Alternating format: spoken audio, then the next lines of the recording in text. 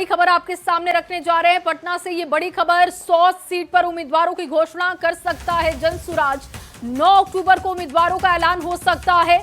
बड़ी खबर इस वक्त आपको दे रहे हैं, जनसुराज के उम्मीदवारों की पहली लिस्ट आ सकती है और माना जा रहा है कि 100 सीटों पर उम्मीदवारों का ऐलान हो सकता है।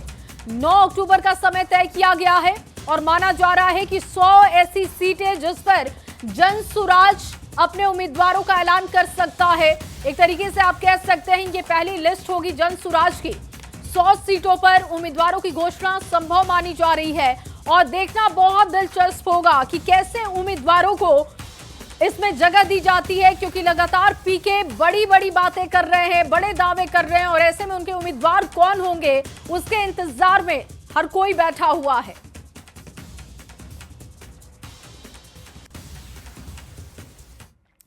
देखिए, राजनीति में कुछ भी स्थायी नहीं होता और बात अगर बिहार की सियासत की हो तो यहां कब क्या हो जाए कुछ भी नहीं कहा जा सकता। कल तक जो पशुपति पारस अपने ही भतीजे चिराग पासवान को भतीजा तक नहीं मानते थे, समय का पहिया ऐसा घूमा कि अब वही पशुपति पारस भतीजे को मुख्यमंत्री बनाने तक के लिए तैयार हैं। आपको ये खास रिपोर्ट दिखाते हैं।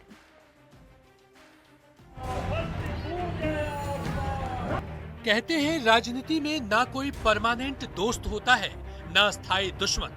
कल तक जो पशुपति पारस चिराग पासवान को अपना भतीजा मानने तक से इनकार कर रहे थे, समय का खेल देखिए, वही पशुपति पारस चिराग को भतीजा भी मानने को तैयार है।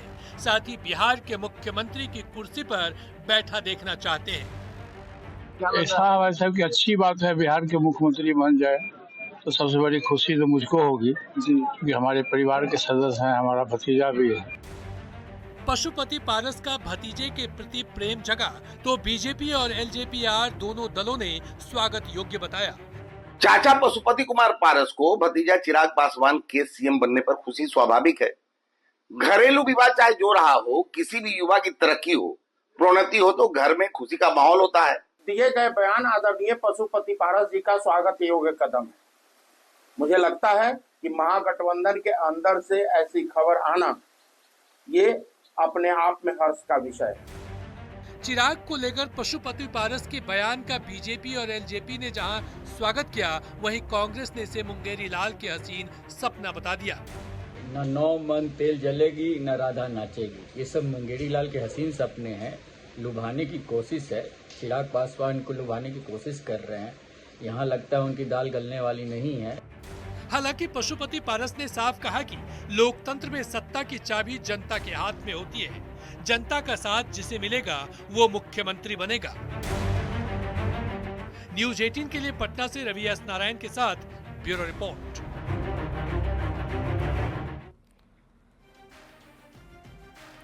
और वहीं राहुल गांधी ने कोलंबिया में भारत की लोकतांत्रिक व्यवस्था पर सवाल उठाए तो दिल्ली से लेकर बिहार की राजनीति गर्मा गई। अब तो तेज प्रताप यादव भी खुलकर राहुल गांधी के विरोध में बयान दे रहे हैं और उन्होंने कहा कि राहुल गांधी का मन भारत और बिहार की मिट्टी से उब चुका है।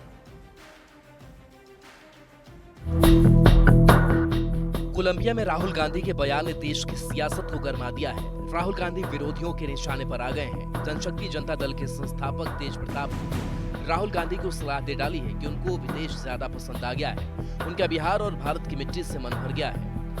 भारत से मन उब गया होगा, बिहार की मिट्टी से उनका मन उब गया तो वो चल दिए होंगे फ्रेश होने के लिए, ताज़ा हवा खाने के लिए चले गए होंगे। ताजगी आएगा जब वो आएंगे तो लौटेंगे तो उनके चेहरा पर ताजगी दिखेगा। तेज प्रताप यादव के बयान के बहाने बीजेपी और जेडीयू ने न सिर्फ राहुल गांधी को घेरा बल्कि महागठबंधन को मुद्दा विहीन बता दिया। तेज प्रताप यादव जी समय समय पर तेजस्वी यादव जी, राहुल गांधी जी और पूरे महागठबंधन के कुनबे की पोल खोल रहे हैं। बता रहे हैं कि मुद्दा विहीन राजनीति महागठबंधन कर रहा है।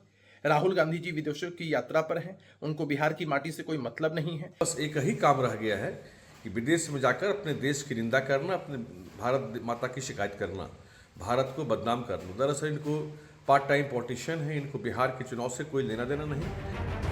वहीं कांग्रेस ने तेज प्रताप पर बीजेपी के लिए काम करने का आरोप लगा दिया। कहा कि वो बीजेपी के टूलकिट बन गए हैं।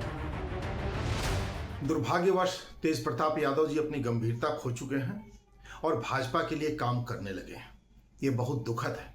उन्हें खुल के भाजपाई हो जाना चाहिए, एक अलग से पार्टी बना के भाजपा का टूल किट बन के काम करने की क्या जरूरत? राहुल गांधी के बयान पर तेज प्रताप के पलटवार ने बिहार की सियासत में अलग तरह की चर्चा शुरू कर दी है। ऐसे में देखना होगा कि ये सियासी बयानबाजी कहां जाकर रुकती है।